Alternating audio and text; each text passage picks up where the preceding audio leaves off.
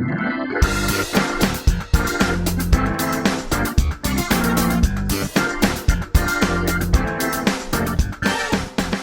for joining me for another episode of The Law and Other More Interesting Things. Today, I'm going to be talking about sailing. The act of sailing caused me to think about excess insurance coverage.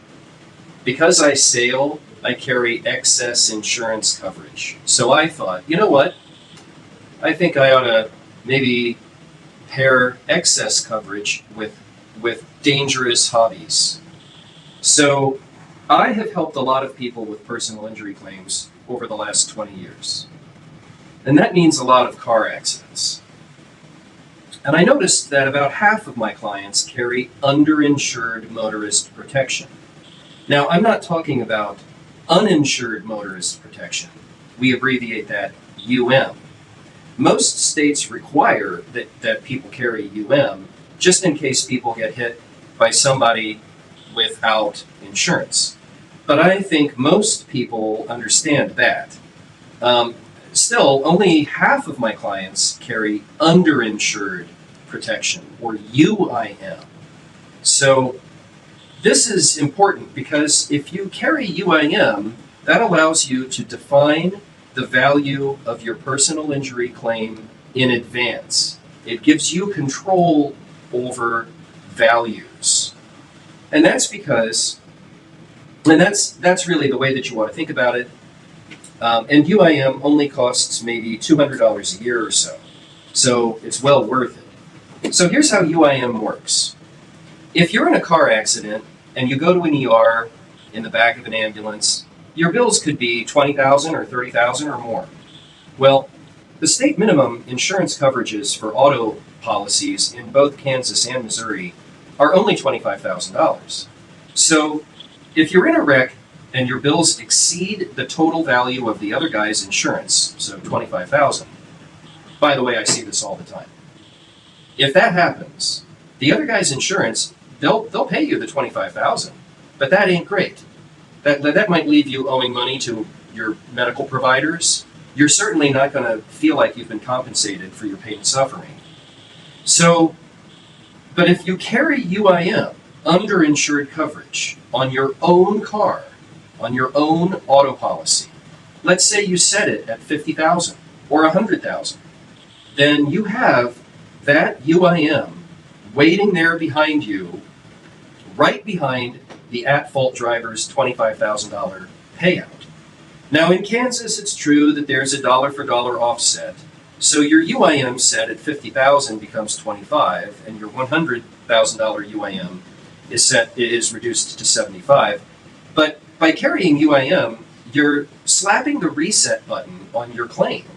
You're giving yourself a second bite at the apple, and you're taking control over the value of your compensation.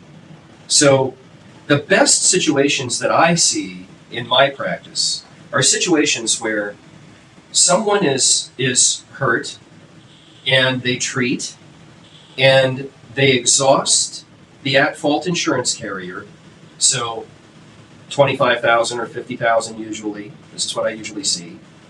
And if my client carries underinsured protection at $100,000 or $300,000 or $500,000, then that well is a lot deeper than it would have otherwise been if you had just been looking at the at-fault insurance carrier's coverage. So now that we've talked a little bit about UIM, and everybody ought to run out and buy $100,000 in underinsured motorist coverage right now. Everybody listening to this, wherever you are, whatever state you're in, just go out and do that. Don't think about it. It's worth the $100 or the $200 a year to carry that coverage because you don't know when you're going to need that. Now, let's go sailing.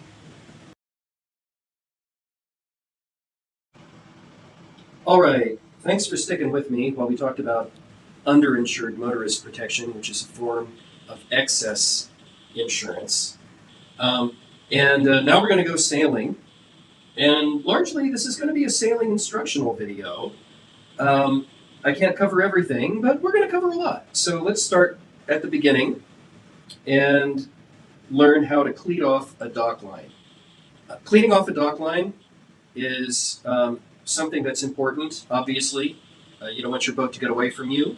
I see a lot of people do this wrong. So you begin to secure a ship to a dock by dropping the painter onto the dock cleat at the front of the cleat, and then wrapping it once across the other side and under.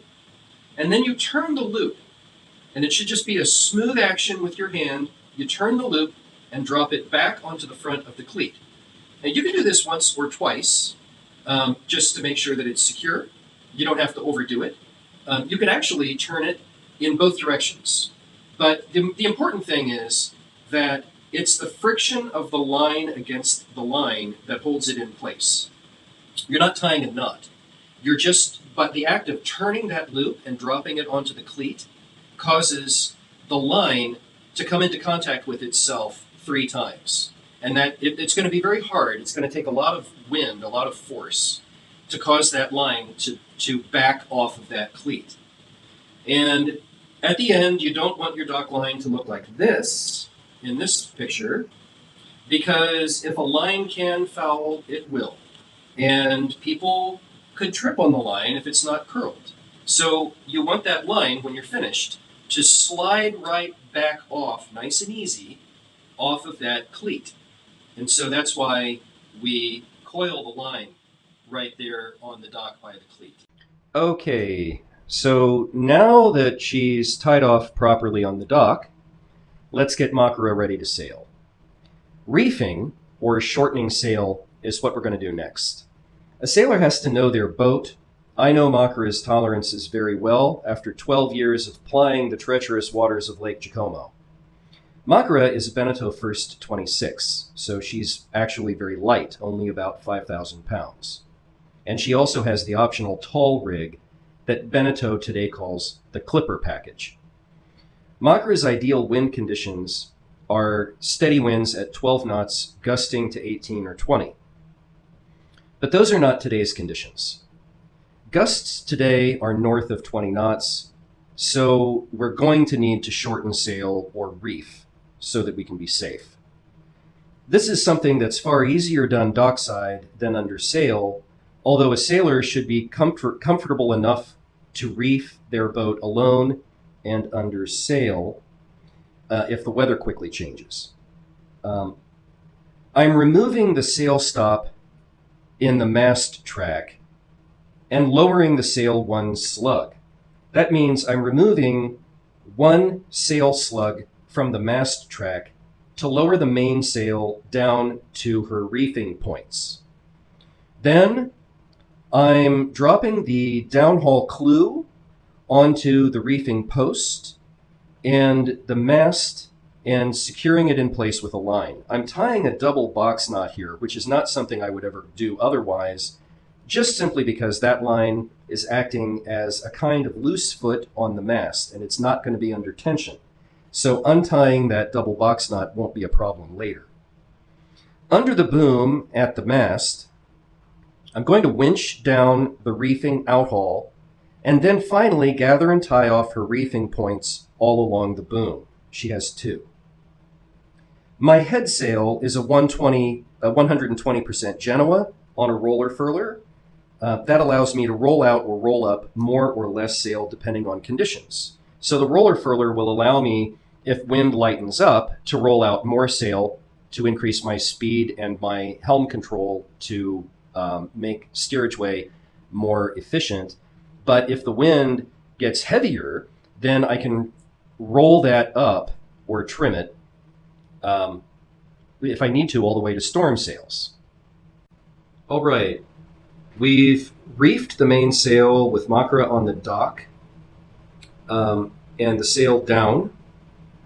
And as we motor out of the cove, we'll need to put her bow into irons before raising the mainsail. We put the ship into irons, bow into the wind to take the pressure off the lines, and so even in heavy air, the sail should go up nice and smooth. Now we're sailing. The one question people ask me all the time is, how does a sailboat sail upwind?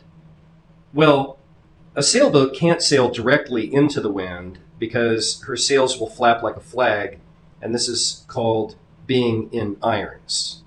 However, a well-trimmed sailboat can point very close to the eye of the wind. That's called sailing close-hauled. Pointing is what sailors call it when their sailing is close to the eye of the wind as their boat will tolerate, and we usually do that because it feels great. Sailboats describe a zigzag pattern upwind. That's called tacking back and forth. So what's tacking? That's easy. Tacking is when the bow of the ship passes across the eye of the wind. Mechanically, you do this by pushing the tiller toward the business end of the boom until the sail luffs through irons and fills with air. It's at that point that the head sail is handed across the cockpit and seated onto the opposite winch. So a sailboat tacks back and forth, describing a zigzag pattern, because a sailboat can only move in one direction upwind until it exhausts what's called its ley line. So the ley line is as far on a given tack as a sailboat can run into the wind before the wind direction changes. Or, more practically, you can't sail upwind from point A to point B in a straight line with a sailboat. Part of the fun of sailing is you have to look at where you want to go, and then you have to plan out in your mind how to get there based upon the wind conditions. And so that's going to require you to zigzag back and forth between point A and point B. And, this is why people, when they're asked, why do you sail, people say, to sail. Oftentimes people say, why are you sailing? And I say, because it's Tuesday. You don't sail to go from point A to point B. You sail to find out how to get from point A to point B. And now, what about the opposite? Jibing is the opposite. Jibing is when a sailboat is running with the wind, downwind, and it's the stern, not the bow, that crosses the eye of the wind. Sailboats can move with the wind behind them. In fact, a sailboat will reach its maximum theoretical hull speed downwind very fast. But sailors have to stay sharp, because if the wind backs across your stern and you're not expecting it, the boom will suddenly and unexpectedly jibe. It'll change sides. So sailors often practice what's called a controlled jibe. While we're at it, it's worth noting that a sailboat can feel very stable to the inexperienced passenger when the ship is on a downwind course. However, when a sailboat is heading upwind, she will heel over as the ship finds her steerage way. Although lay people can be unnerved by the feeling of the ship's sudden heel, a sailboat is very stable upwind because the hull is being pushed into the water and it cuts upwind through the water like a knife. Upwind, people do not usually get seasick because the ship is less subject to the pitch and roll of the water around it. Downwind, the boat will slide around a little bit, but it'll be flat. The hull will be largely flat, and so the inexperienced can be lulled into a sense of comfort because the boat feels very stable, but actually that's when the boat is the most dangerous because of what I described earlier, the accidental jibe. So thank you so much for watching this video. I hope you learned something about excess coverage, and I hope everybody goes out and picks up underinsured motorist protection right now. And I hope people pick up sailing. Thanks for watching. Fair winds.